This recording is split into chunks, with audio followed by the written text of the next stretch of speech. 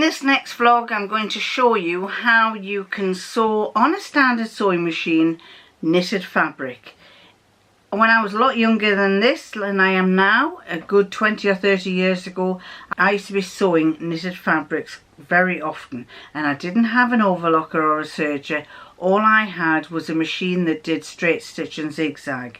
In this vlog I'm going to show you how you can use straight stitch and how you can use basic zigzag to sew a knitted garment. So carry on watching. One of the important things you need to have when you're sewing with stretch fabrics is a stretch needle.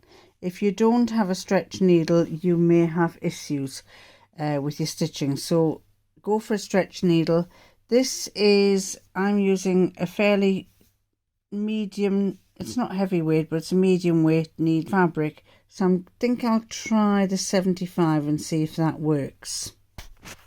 I'm going to use the 75 stretch, which I've just taken out, and there's my needle before I'm about to put it in. A top tip is sometimes you can never remember what you've got in, what you've put in your machine. So it sometimes helps to write it on a piece of paper and stick it on the side of your machine here so that you know exactly what you've got in. Sometimes I just put a little label. I'll show you what I do.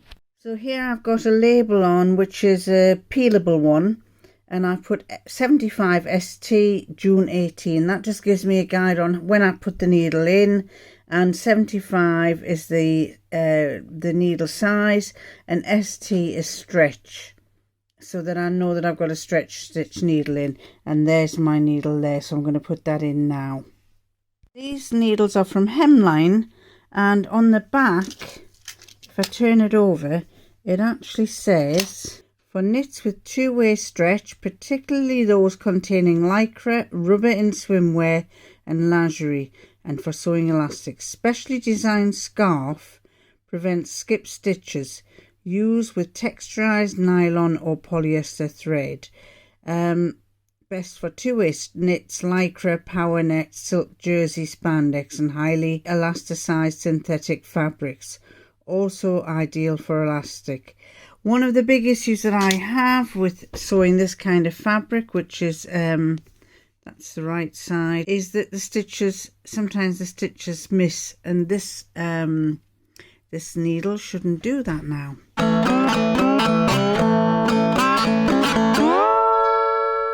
So the fabric I've got here is some stretch fabric, and it's black, it's punty, or what I would have called back in my younger days, crimpline. It's rather like crimpline, which is a man-made fibre. It stretches both ways, and in this case it's black, and I'm using white thread to make it stand out.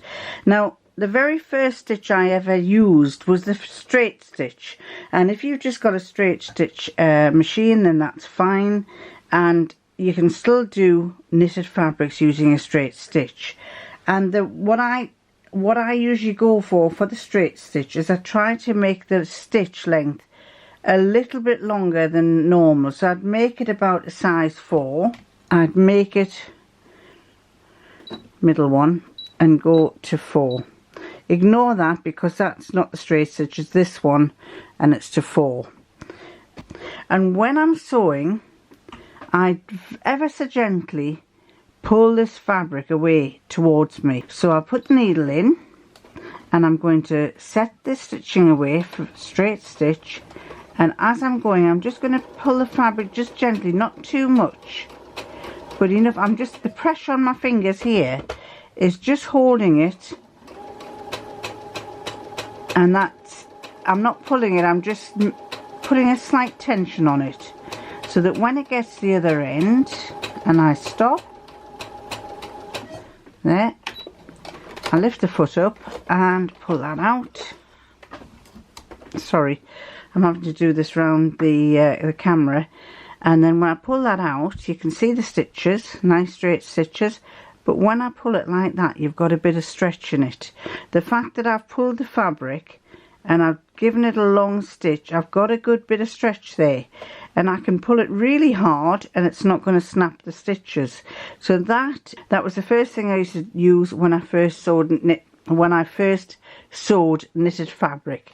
Now if you want to be doubly certain, you can go over the same place, make sure it's in line, make sure your line is there right through that gap in my case, and go over the same place, pulling the fabric just gently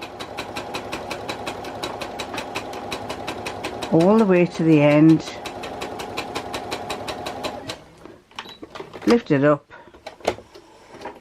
cut the fabric, and this one is still getting stretch, but it's got a bit more reinforcement to it, so you don't need to worry. I can yank that and I'm not snapping it. If you hadn't allowed that little bit of stretch, then it would snap, but I am pulling that and I'm not snapping it, so I reckon that's the first one that I would have done.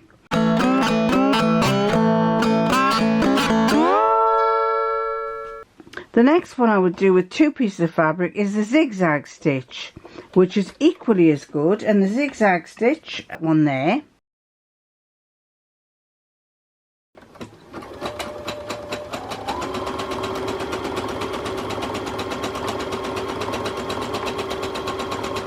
I'm pulling the thread the fabric a little bit, but basically you can just let the machine take the fabric as you like.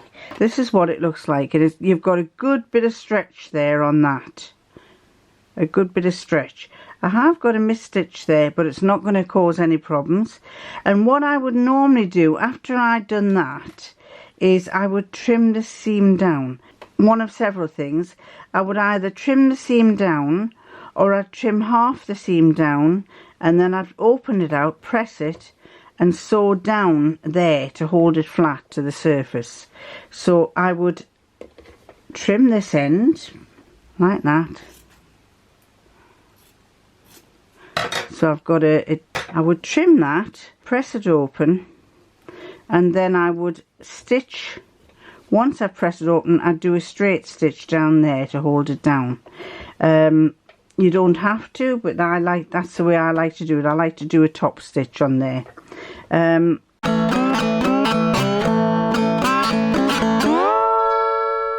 The next one I would do would be this stitch, where it's a straight stitch and going on to a zigzag as it goes. And this was my most popular one for when I was sewing stretch fabric. And it's 5 and 2.5. And we've got the 2 pieces of fabric. And away we go.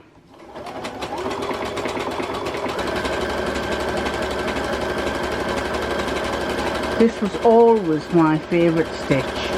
I found it really helpful. For me, this is the non-serger, non-overlocker version of overlocking. I'll stop there so you can see what it's like. Pull that out, cut that, and that for me was my favourite. It's got a lovely stitch there, a lot of stretch, and little small straight stitches with the zigzags, and you can't see the stitches through there. And what I would do in days gone by, and I still would be to trim as close to those V's as I could. Like that. I would trim very close to the V's. Not exactly onto the stitches, because if you cut the stitches then they won't work. But that was like that, and then I could press it. And I would press it one way and possibly even top stitch on the other side again. I loved my top stitches.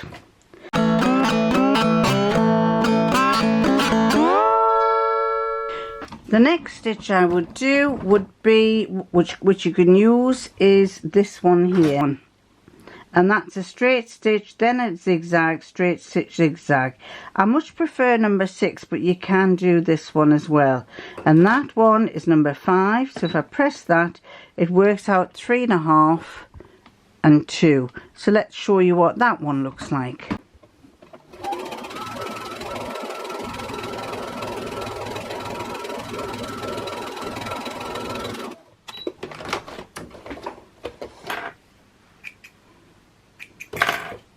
And that one is very similar to the other one. That one has a straight stitch. It's got a bit more zigzag to it, and the inside looks like this. Again, if you pulled hard you could see the stitches, but it's not too bad. I mean, you wouldn't see the stitches if you're using the right colour thread, but I'm using white thread to make it stand out. So that one is a very good one to do. I then trimmed close to the stitching, like that.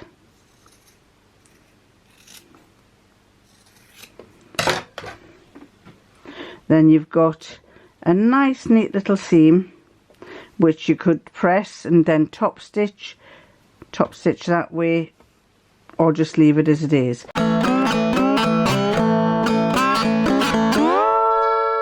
The next one is this one, which is a zigzag stitch. I don't know if you can see that from there. That one there, it's a zigzag stitch, but it's on an angle. So if I press that, that one goes from 1 on the zigzag and 2.5 on the length. So this one looks like this.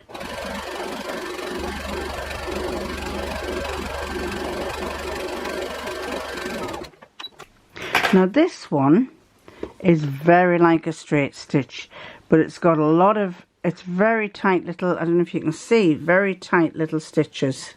Let's do it like that and zoom in. Tiny little stitches, and those tiny stitches, if you see them, they mean it can stretch, and it has got an awful lot of stretch there. And that's the other side. The other side is the same. The same with that. If I wanted to, I don't know that I would trim close to the edge there. I think I would probably leave a bit of a wider edge, and then again, I prefer my flat seams, so I would sew down there.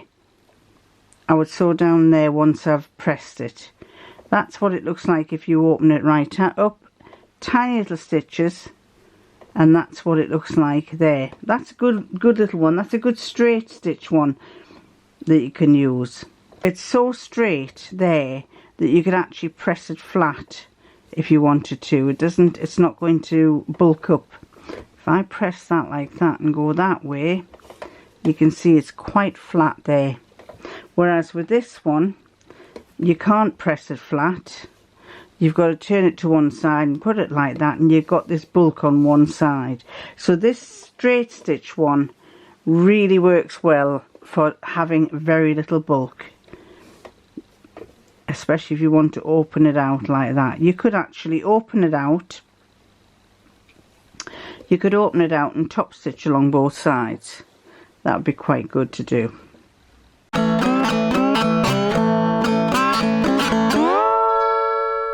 The next stitch that we can do is this one, number 7, and that is a zig, then a straight zigzag, straight stitch. So let's try that one, and that one there goes from a 0 for the zigzag to a 2 for the distance.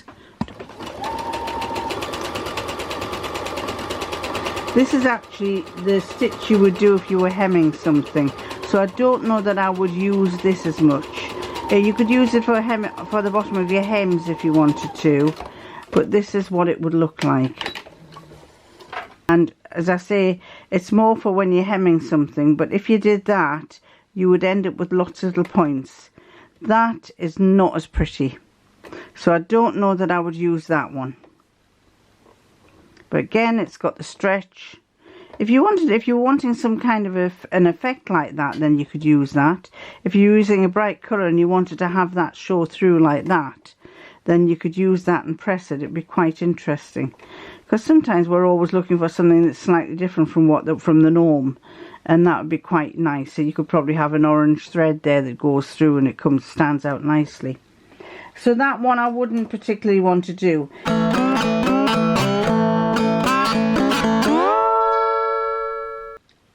The next one to do is this one, number 8, and that one is just a dotted stitches. It's short stitches all the way along going down in a zigzag. So I'll pick number 8, and number 8 is 5 and 1.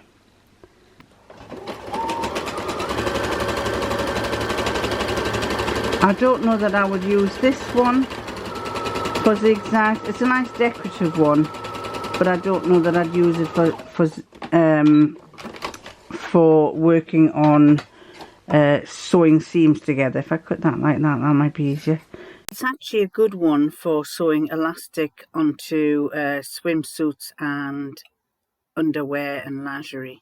It's got points there. You're going to get those gaps again in it, and the gaps are going to be like that. So perhaps not good for sewing fabric together, but very good for sewing elastic to your, how we say, knicker legs, perhaps.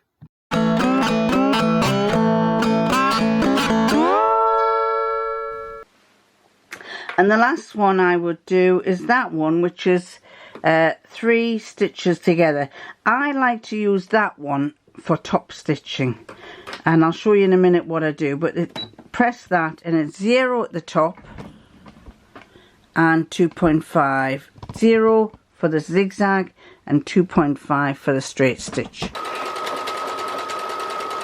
It basically comes out a bit like a straight stitch all the way.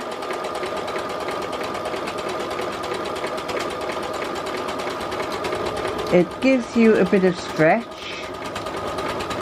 and if I stop there, pull that out, and that one is like that.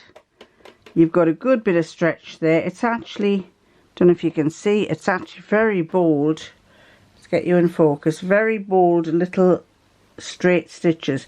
Each one of those little straight stitches has gone forward, back and forward. So that's what it's turned out like there. If I open it up, a tight neat seam, so that's quite good. But obviously if you try to trim it, you'd have to trim close to the edge there. I wouldn't go right up to the stitching though, because you might snap the stitches, and I would probably top stitch. But that's another good little one that you can use there. But as I say, that stitch I would use on top stitching. So if I bring one of my pieces back, which one would I bring back? Say this one. If I brought one of my pieces back, that one say, and I open it out,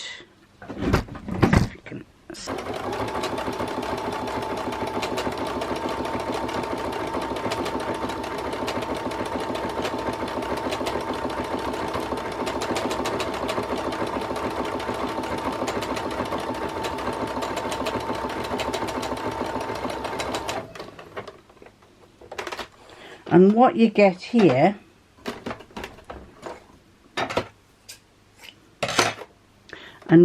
here is a lovely top stitch.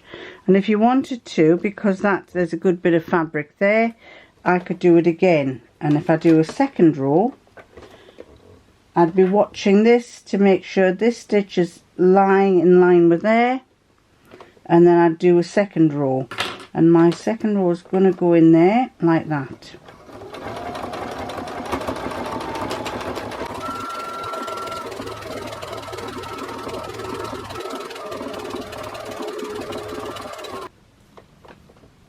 And so that would be what it would come out like, in a double line like that. So that's quite nice. I slightly strayed a bit. You can see I'm quite narrow there, and I went wider. I'm trying to do it with my machine on an angle so that I can get the camera in the right position. But I like that. That's how I like to do my seams when I've got stretch stitch. I just like to have that kind of a neatness about it. So these are all the stretch stitches that you can use. The ones that I would use more often would be that one, and that one, that one, and that one. That is actually that one. That one is the same as that one, but I've made the stitch length longer. This is the best one if you have got this stitch on it, but if you haven't, then just go for the ordinary zigzag, which is that one. And personally, I wouldn't have anything to do with that one. That's really for hemming, and even for hemming I tend not to use it, and not so much these. So the most popular ones are those two, that one, and those, in fact those. Those are the most popular ones that I would use. Other than straight stitch, of course. If you've got straight stitch, if you only got the straight stitcher, then do the straight stitcher. But it just shows you what all the possibilities are in all the different stitches. So there you go. How to sew stretch fabrics on your ordinary sewing machine. And quite honestly, if you want my opinion, this does just as good a job as the Overlocker.